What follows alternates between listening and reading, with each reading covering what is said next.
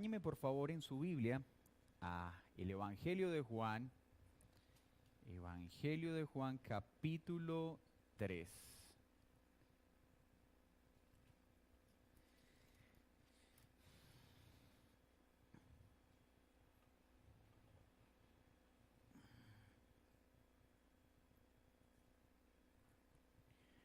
Juan 3. Vamos a continuar entonces con nuestro estudio acerca de la doctrina del Espíritu Santo. Y estamos viendo dentro de su operar y su actuar cómo el Espíritu Santo actuó en el Antiguo Testamento y cómo lo hace en el Nuevo Testamento. Vimos los domingos anteriores su papel en la preservación y en la inspiración de la Escritura. Vimos cómo operó para traer a vida y dar convicción de pecado en el Antiguo Testamento. Vimos también que el Espíritu Santo es la tercera persona de la Trinidad, igual en esencia pero distinto en subsistencia, que tiene una personalidad y tiene unas funciones propias y específicas, que el Padre es quien escoge, que el Hijo es quien redime y que el Espíritu es quien aplica. Hoy vamos a ver la operación y el papel del Espíritu Santo en el nuevo nacimiento, que es una de las funciones o actuaciones más importantes en la economía de la Trinidad y en la función específica del Espíritu de Dios. Vamos a orar al Señor para que nos asista en este estudio. Señor, tu palabra ha sido puesta, ha sido preservada para edificar e instruir a tu pueblo. Si el hombre hoy se preguntara, ¿y qué ha dejado Dios para conocerle? Sin dudarlo podríamos decir la santa palabra de Dios. Es ella, ese medio eficaz, ese medio todopoderoso y suficiente para que el hombre pueda conocerte, amarte, obedecerte. Hoy ponemos en tus manos este estudio y te pedimos que sea tu Santo Espíritu guiándonos a toda verdad. En el nombre de Jesús, amén y amén.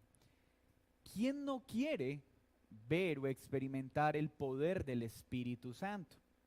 La pregunta que tendríamos que hacernos es, ¿qué es el poder del Espíritu Santo? ¿Qué es lo que debemos anhelar ver respecto al Espíritu Santo hoy?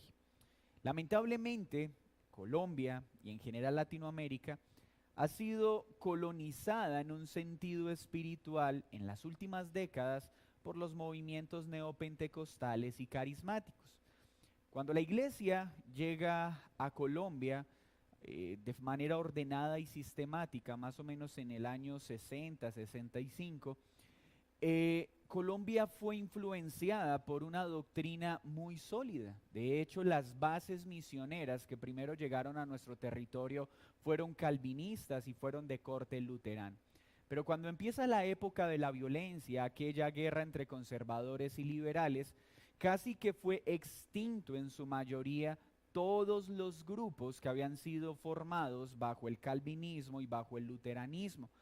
En ese momento, después del 75, 80, los que llegan nuevamente a Colombia ya venían con una formación pentecostal y carismática. Hoy entonces Colombia es altamente dominada por estas ideas teológicas, que sin lugar a duda ellos son hermanos en muchos de sus composiciones como iglesia. Hay unas distancias significativas a nivel de doctrina que tienen un impacto también muy negativo en su manera de vivir. Y una de estas falencias es la forma en la que ellos comprenden al Espíritu Santo y lo que esperan del Espíritu Santo. Nosotros entonces, en un sentido, hemos sido influenciados por esa forma de entender el Espíritu Santo. Y la mayoría de personas creen que el Espíritu Santo tiene que ver simplemente con señales extrañas o sobrenaturales en las que vemos hombres hablando en diferentes idiomas o hombres orando para que hayan sanidades o para que alguien le diga a una montaña quítate o tírate y esa ahí mismo se va a tirar, o para que cuando oren para que el Señor derrame su poder entonces caiga escarcha de oro en el auditorio y todos puedan ver a un Dios que prospera. Eso ha ocasionado que las personas malentiendan la operación del Espíritu Santo y reduzcan sus funciones a algo sensacionalista o emocional, algo místico y difícil de ser comprendido o entendido por los hombres. Sumado a eso, se han convertido las lenguas que bien operaron, y en su momento iremos mirándolo en más detalles, en el primer siglo de la iglesia, como algo necesario hoy, como una evidencia de tener el Espíritu Santo. Estos movimientos entonces enseñan que hasta que una persona no hable en lenguas, entonces no tiene el Espíritu de Dios, y que todo el que tiene el Espíritu de Dios habla en lenguas, algo que no está en la Escritura. Es más, como lo hemos aprendido y lo veremos más adelante, la forma en que aparecen las lenguas en el Nuevo Testamento, particularmente en Hechos de los Apóstoles y luego explicado y ampliado en Corintios, no eran glosolalias, eran no eran expresiones inventadas en tonos extraños que pocos podían comprender, sino que literalmente era una glosa, era un idioma entendible y comprensible por aquellos que eran expuestos a estas manifestaciones del Espíritu. Pero ¿cuál es entonces la operación principal en el Nuevo Testamento del Espíritu Santo? Y una de ellas tiene que ver con el nuevo nacimiento. ¿Qué es en sí el nuevo nacimiento?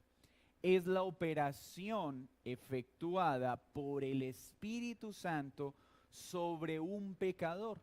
Recuerden que todos los seres humanos nacemos muertos en delitos y pecados, siguiendo la corriente de este mundo, bajo la influencia del espíritu del aire que ejerce su operación en los hijos de desobediencia, aquellos que son arrastrados por los deseos de la carne. Esa es la condición de todos los seres humanos. El nuevo nacimiento es ese acto soberano de Dios en el que el Espíritu de Dios sopla vida sobre un muerto para trasladarlo de las tinieblas a la luz, para que pueda creer en la predicación del Evangelio para salvación. Nacer de nuevo entonces es un acto glorioso del Espíritu Santo en el que un corazón de piedra es cambiado por uno de carne, para que la palabra de Dios pueda caer en terreno fértil y dar mucho fruto. Cuando la iglesia de Cristo, guiada por la Escritura, ora a Dios para que el Espíritu Santo manifieste su poder, es eso lo que estamos pidiendo. Estamos pidiendo, Señor, que hoy muchos que están muertos en delitos y transgresiones, por la operación de tu Santo Espíritu, sean traídos a vida para que puedan creer y sean salvos, puedan experimentar un nuevo nacimiento, o como se reconoce también en teología, el ejercicio o el proceso de la regeneración. Cuando alguien es regenerado, cuando alguien es traído a vida, cuando alguien nace de nuevo, ¿es una operación de quién? Del Espíritu Santo. Así que cuando vemos y que los muertos resucitarán y los ciegos verán, más que querer ver esto en un sentido físico, esperando que un ciego vea en lo físico, que un hombre sin brazo le salga un brazo, que un hombre lisiado se levante y camine, la mayor operación del Espíritu Santo es en lo espiritual, que aquellos que son ciegos en lo espiritual puedan ver las realidades espirituales, que aquellos que están muertos en lo espiritual sean traídos a vida, que aquellos que están lisiados por el pecado puedan ser librados de la enfermedad que trae el pecado. Ese es el poder que nosotros anhelamos. El anhelo de una iglesia bíblica cada domingo no es traigan a las personas que están en silla de rueda para que salgan y caminen. No, el anhelo de una iglesia bíblica es que el que está en una silla de ruedas pueda ser salvo. Si Dios quiere obrar sanidad física, gloria a Dios. Pero para nosotros hay algo más importante que alguien camine.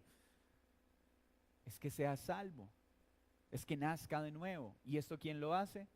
El Espíritu Santo. Vamos a ver entonces Juan capítulo 3. Había un hombre de los fariseos, ¿están todos ahí en Juan 3?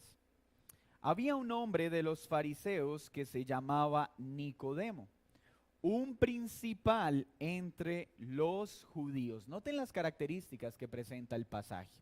Estamos hablando de un hombre que gozaba de una posición importante en el pueblo de Israel. Fariseo nos da a entender su característica política y religiosa. Era un hombre entendido en las escrituras, era una eminencia dentro del pueblo de Israel.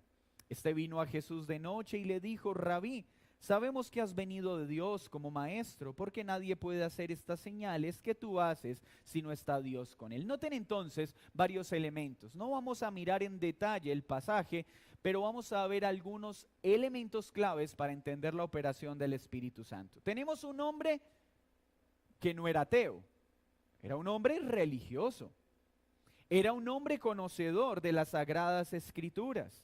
Tenía una posición privilegiada entre el pueblo de Israel, un pueblo que tenía como característica tener un amplio conocimiento acerca del Dios vivo. Este hombre vino de noche, no vamos a entrar ahora en cuál fue la razón, y hace una afirmación acerca de Cristo. Primero lo reconoce como ¿qué? Como maestro, ¿cierto? Como rabí. Y dice una afirmación categórica acerca de Jesús y le dice: sabemos que has venido de Dios como maestro. Él lo reconoció como maestro, no lo ha reconocido aún como Salvador, porque nadie puede hacer estas señales que tú haces si no está Dios con él. Reconoció que Dios estaba con él, reconoció que esas señales eran imposibles a alguien que no estuviera con Dios. Versículo 3. Respondió Jesús y le dijo: de cierto te digo, que el que no naciera de nuevo no puede ver el reino de Dios. Sabemos lo maravilloso de esta respuesta. Jesús no se enredó en las intenciones de Nicodemo, sino que sin perder tiempo fue rápidamente a corregir todos sus vacíos doctrinales y aquellos que estaban distorsionados. Jesús inicia dejando algo claro: es necesario nacer de nuevo. ¿Para qué? Para poder ver el reino de Dios. Sin el nuevo nacimiento no hay salvación. Jesús entonces ya está poniendo algo importante sobre el piso y está diciendo: ¿qué es lo más importante? Que una persona pueda caminar, que un ciego pueda ver, que un sordo pueda oír, que alguien que le falta un brazo le salga, que alguien que tenga un pie más largo que el otro se le emparejen. Eso es lo que ha hecho el show mediático de este tiempo. No, Jesús está dejando algo claro. El reino de Dios tiene una relación con el nuevo nacimiento, no con operaciones secundarias y externas que son posibles, pero no son el centro de nuestra fe. Versículo 4. Nicodemo le dijo: ¿cómo puede un hombre nacer siendo viejo? ¿Nota usted la respuesta? Estamos hablando de un hombre intelectualmente dotado, con una formación envidiable en cuanto a la teología de aquel momento. experto en los acontecimientos y las señales que acompañarían al Mesías, pero imposibilitado para entender las realidades espirituales más sensibles. He aquí la evidencia de un hombre que todavía no ha experimentado la operación salvífica del Espíritu Santo, pues le es imposible entender las realidades espirituales. Y acá viene una realidad vital para todos los presentes. Escuchen muy bien esto. La única forma de que una persona pueda discernir espiritualmente lo que la Escritura enseña es que haya nacido de nuevo. De lo contrario, la Escritura no tiene sentido, no podrá razonar bíblicamente. No va a hallar lógica a las cosas espirituales, no va a poder entender plenamente la voluntad de Dios. Es necesario nacer de nuevo y él piensa en lo natural, no en lo espiritual. ¿Y cómo hago para volver entonces al vientre de mi mamá? Porque las cosas espirituales, ¿cómo se disciernen? Espiritualmente. Entonces, ¿cómo es posible que un hombre con tal formación intelectual y teológica no comprenda qué es el nuevo nacimiento? ¿Qué le falta? Nacer de nuevo. Porque si alguien no nace de nuevo, no podrá razonar, pensar de manera espiritual conforme a la Escritura. Podrá tener ideas intelectuales de quién es Jesús. Podrá decir, claro, Jesús es el Hijo de Dios. Claro, Jesús es un gran maestro. Claro que Jesús hizo cosas dignas de imitar. Esto lo puede afirmar cualquier persona sin haber nacido de nuevo. Entonces, ¿cómo puedes diferenciar si has nacido de nuevo o no?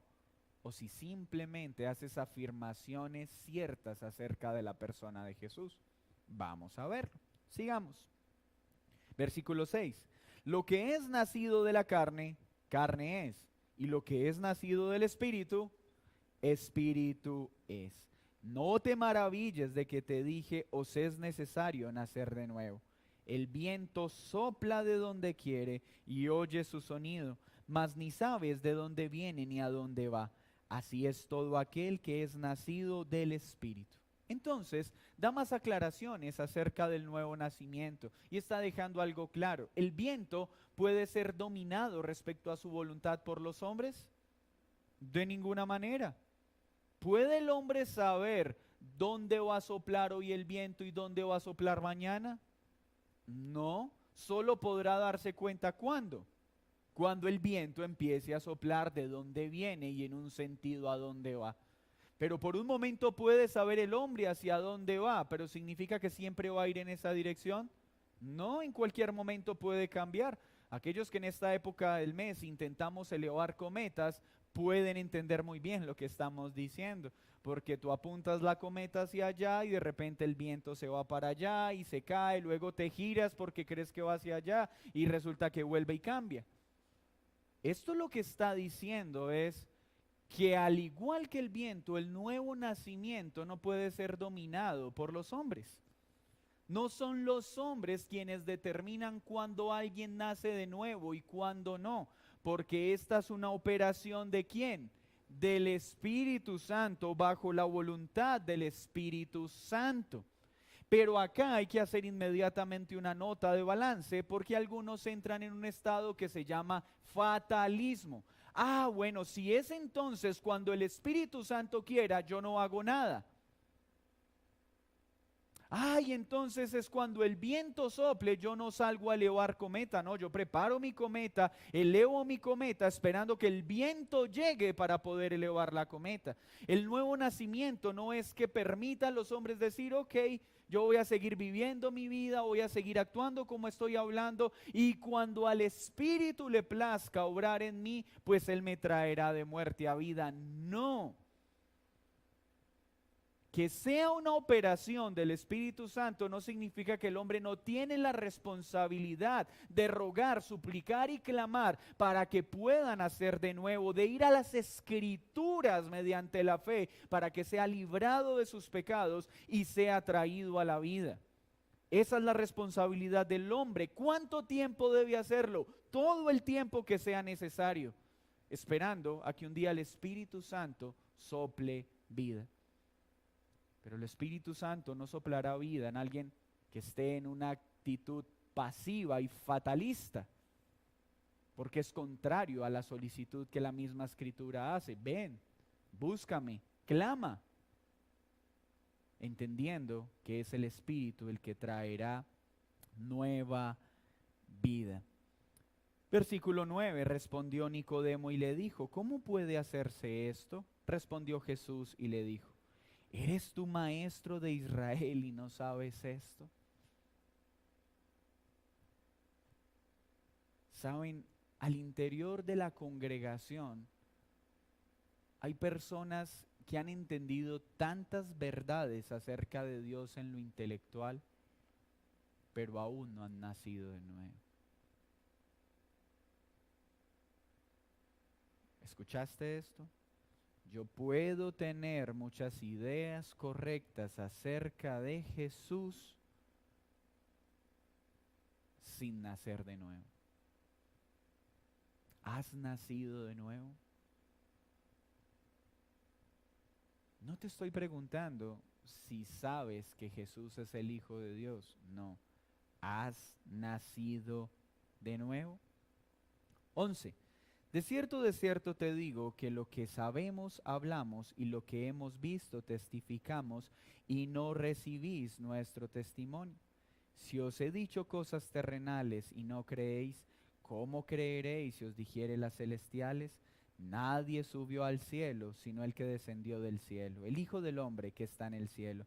Y como Moisés levantó la serpiente en el desierto, así es necesario que el Hijo del Hombre sea levantado. Ya luego Jesús empieza a predicar el evangelio a Nicodemo para que pueda experimentar ese poder salvífico que solo viene por el evangelio. Entonces, para que alguien pueda creer el evangelio de salvación, para que alguien pueda creer que Cristo murió en una cruz, que Cristo resucitó de su muerte y pueda arrepentirse de sus pecados, ¿qué necesita experimentar primero? El nuevo nacimiento, la regeneración. ¿Y quién obra esta? El Espíritu Santo de Dios. Puedo llevar mucho tiempo en una congregación, puedo saber muchas verdades teológicas acerca de quién es Cristo, puedo tener una conducta moral respetable, no robar, no matar, no mentir, ser un excelente empleado, aún un muy buen cónyuge, un muy buen padre, y estar completamente muerto.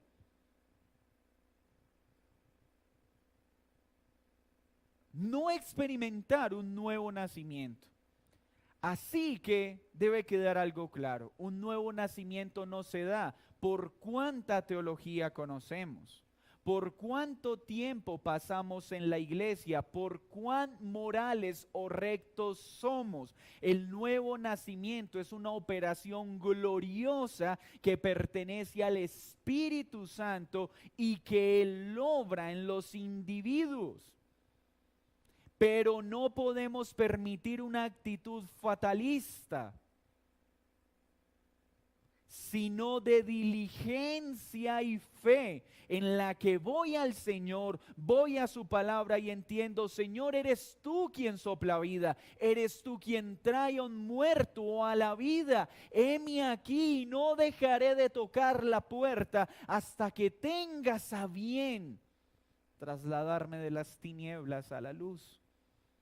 Pues solo tú tienes palabras de vida eterna. Y esto trae esperanza, no desesperanza. Cuando una persona empieza, es que Dios no me quiere salvar, yo no soy predestinado, yo ya me di cuenta que yo no le intereso a Dios. Mira, estás bajo el fatalismo y bajo los engaños del diablo. Porque Dios nunca va a poner esa clase de pensamientos en una persona. Porque la Biblia está llena de esperanza al decirle, ven pecador, ven, ven, busca y hallarás. Nunca la Biblia le dice al pecador, no, ni lo intentes. No, ni para qué pides perdón. No, para qué me buscas si tú no eres predestinado. Eso es fatalismo. Algunos lo llaman hipercalvinismo. Nosotros lo llamamos una hipermentira del diablo. Porque es torcer una gloriosa doctrina que no anula la responsabilidad del hombre. Vamos por favor a Juan 7:38.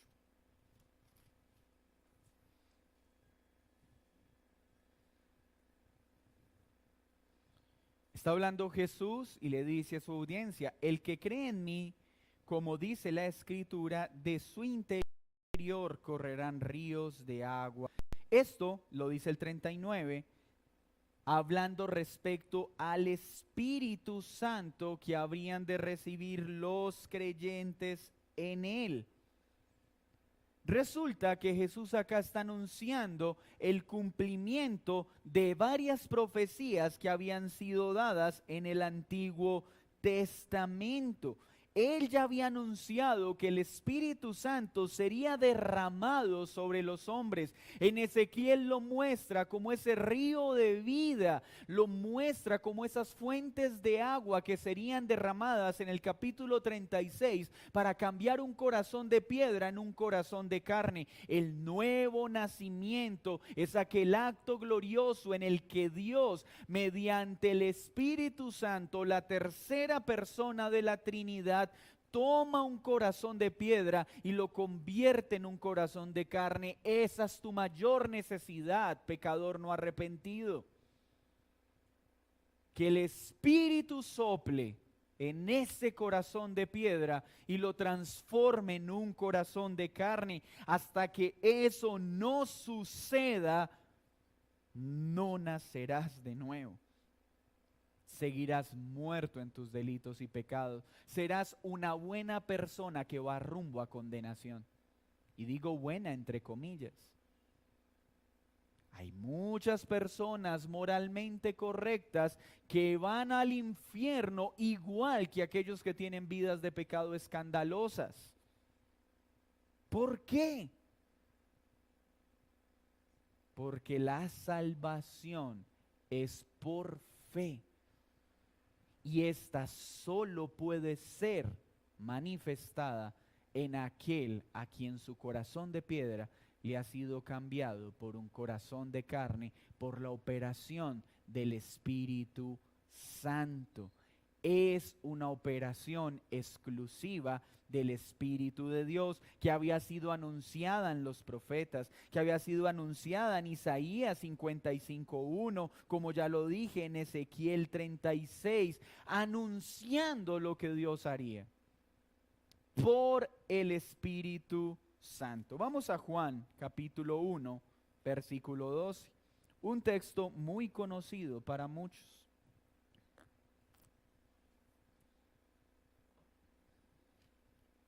Dice así: mas a todos los que le recibieron, a los que creen en su nombre, les dio ¿qué?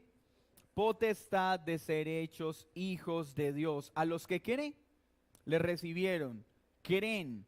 ¿Creen qué? Que Jesús es ¿quién? El Salvador de su pueblo, según su nombre. Su nombre indica el que perdona los pecados de un pueblo. Pero mire lo que dice el versículo 13. Los cuales no son engendrados de sangre, ni de voluntad de carne, ni de voluntad de varón, sino de voluntad de ¿quién?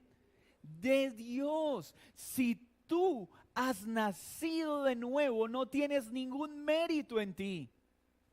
Es la voluntad soberana de Dios que le ha placido soplar vida sobre ti. Y esta es la razón por la que podemos decir, ¿por qué en una familia de 5 hermanos educados bajo los mismos preceptos, bajo los mismos conceptos culturales y religiosos, cuando una persona es traída a vida y nace de nuevo, no son traídos el resto si tuvieron los mismos padres, los mismos contextos? ¿Por qué hay personas que hacen parte de una familia católico-romana contundente y aferrada a sus doctrinas y de repente uno del contexto familiar es traído a vida y ahora adopta una vida en Cristo totalmente distinta y ajena a la de su contexto familiar? ¿Por qué hay familias en las que uno de los hermanos, siendo el peor de todos, un día termina siendo traído a la vida, mientras los otros que parecían ser moralmente mucho mejores, no? Porque es un don de Dios, porque es por gracia, mediante la fe y no por obras, para que nadie se gloríe. Entonces, el Espíritu Santo, la tercera persona de la Trinidad, es el encargado de efectuar la regeneración, el nuevo nacimiento sobre el que Él quiere, en el momento que Él quiere. ¿Y cómo lo hace? Cambiando un corazón de piedra en uno de carne, para que el que está muerto pueda oír el Evangelio. Al ser traído a vida pueda ver la verdad de Dios, pueda creerla, pueda arrepentirse de sus pecados y pueda ser salvo. ¿Qué podemos entonces concluir de esta importante función del Espíritu de Dios? Primero, si tú has creído y has experimentado un cambio de corazón, recuerda que no hay mérito alguno en nosotros. Nuestro corazón debe abundar en gratitud y poder decir: Señor, es solo por tu gracia que hoy amo tu ley y me deleito en ella.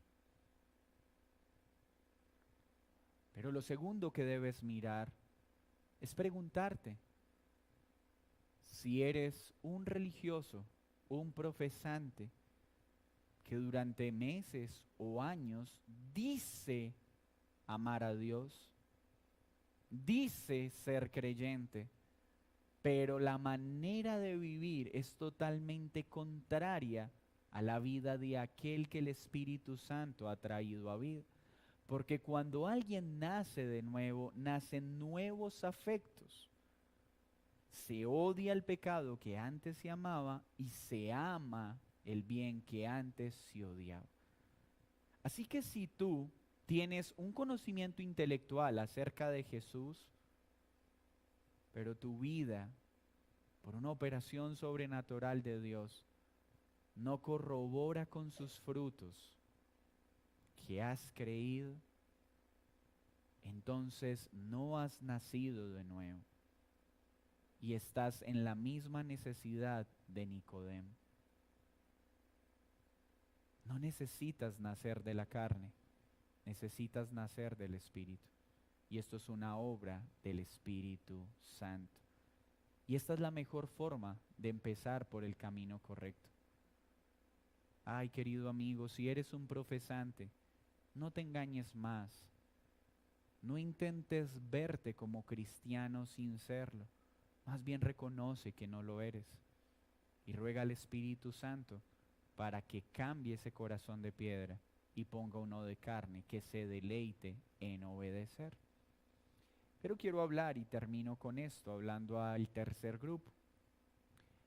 Aquellos que pueden estar en un estado de, bueno, yo sé que Dios existe, pero yo quiero seguir viviendo a mi manera. Yo no sé si soy predestinado o no, y veo que esto es solo para quien Dios quiera y a quien Dios le plazca. Mira, no caigas en ese engaño. ¿Recuerdan aquella mujer que se acerca a Jesús y le pide que obre en favor de su hija? Y el Señor le responde, ¿acaso he de tirar la comida de mis hijos a quién? ¿A los perros? ¿Y qué hizo esta mujer? Pues sí, no quiere ayudarme. Pues sí, no merezco, me trató peor que a un perro. No, mostró humildad, tienes toda la razón, eso soy. Pero aún los perros comen de las migajas que caen de la mesa de sus amos. Si tú has tocado a la puerta y aún no ha abierto, no tienes razones para llenarte de orgullo y de enojo. Señor, ¿acaso puedo reprocharte que no hayas querido dejar caer migajas de tu mesa? ¿Acaso tienes tú la obligación de que yo experimente un nuevo nacimiento? No lo merezco, pero seguiré tocando a la puerta, porque tu palabra dice que eres misericordioso. Eres misericordioso. Y mientras tenga vida, esperaré esas migajas que caigan de la mesa para este vil pecador. No te detengas, no des lugar al fatalismo. Más bien ruega a Dios para que muestre su misericordia. Si has sido traído a vida, gloria a Dios porque es por gracia. Si eres un profesante, arrepiéntete y ruega al Señor por un verdadero nacimiento. Y si estás en un estado en el que eres indiferente porque sientes que Dios no hace nada, deja tu orgullo y humíllate delante del Señor. No pienses que tú mereces algo de Dios. Tú y yo no merecemos nada. Solo podemos apelar a su gracia y a su bondad. Aunque sí merecemos algo, todo el peso de su ira. Por eso es por gracia, para que nadie se gloríe. Entonces, ¿qué es el nuevo nacimiento? ¿Es la operación de quién? Del Espíritu Santo, en la que toma un muerto y lo trae ¿a qué? A vida. Eso en teología, ¿cómo se llama? Regeneración. Es el cambio de un corazón de piedra en un corazón de carne. Y eso pasa cuando yo quiero.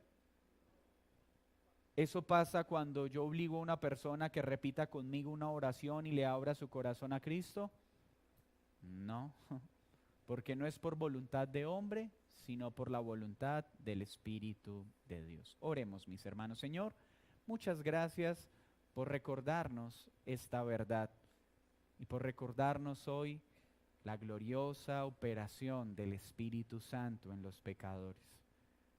Señor, si la salvación no fuera por gracia, ninguno de nosotros podría salvarse, pues todos merecemos justamente toda la ira del Dios Santo. Pero tú, Señor, en tu bondad, un día tuviste a bien soplar vida en muertos como nosotros. Gracias, gracias por tal bondad y gracias por recordarnos que esto no procede del hombre, sino que procede de ti. Pero también gracias por animarnos a buscarte, seguro y confiado de que tú muestras misericordia a quien te la pide. En el nombre de Jesús, amén y amén. Hermanos, ¿alguna pregunta de esta explicación? Así que somos una iglesia que queremos ver el poder del Espíritu Santo. Sí. ¿Cuándo? Todos los días. Y cada domingo cuando decimos que el poder del Espíritu de Dios se manifiesta en este lugar, ¿qué es lo primero que deseamos con esa oración? Que los muertos sean traídos a vida. ¿Pero cuáles muertos? ¿Los que están en la morgue? No, los que caminan, estando muertos en delitos y pecados. Los que caminan en este mundo sin creer en Cristo. Ese es el poder que anhelamos ver en este lugar. No estamos orando por escarchita de oro que caiga sobre nuestra cara. No, estamos orando por el poder salvífico del Espíritu Santo. Ese es el poder que queremos ver. Hermanos, que el Señor nos bendiga.